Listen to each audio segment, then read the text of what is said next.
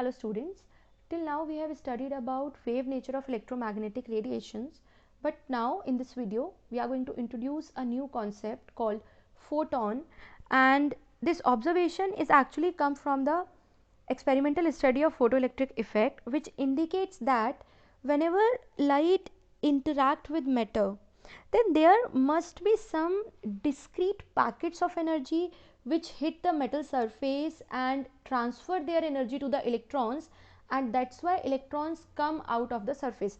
Till now we are considering that light is traveling in the form of wave, right? Now this wave hit the surface and electron come out. So to understand it in a better way, it was considered that these were not waves. There are some certain packets of energy or bundles of energy, means discrete amount of energy. Wave contains some packets of energy, and these packets of energy hit the surface of metal and transfer their energy to the electron, such that the electron get those energy and overcome the potential barrier on the surface of metal and show photoelectric effect. So from there the concept of photon can be explained. These packets of energy which are present are called quanta. So we conclude that light travel in the form of packets of discrete energy, and these packets are called quanta or photon, or we call them as particles. So these particles are photon, and the quanta or the photon has a definite energy, and this energy is given by h nu. This is the energy of a photon, right? And has a definite momentum which is h nu upon c. So this is the momentum and energy of that particle called photon. So this shows that light wave is traveling in the form of packets of discrete energy. We call those packets as quanta, and since they have a definite energy and definite momentum, that's why we can associate a particle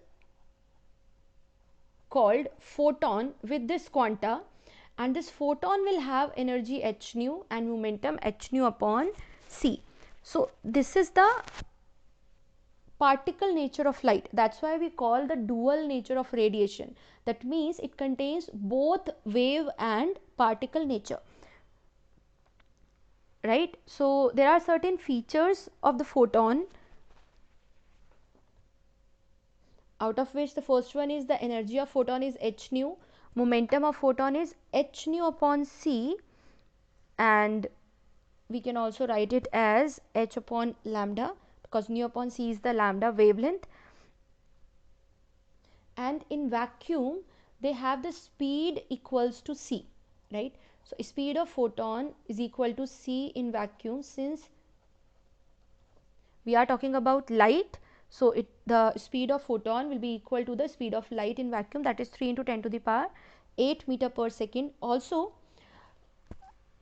all photons of a light for a particular frequency or a wavelength, if we are talking about a fixed frequency or wavelength, then all the photons which have same frequency and same wavelength will have same energy, that is E is equal to h nu or is equal to hc upon lambda, as well as momentum, that is h nu upon c or h upon lambda.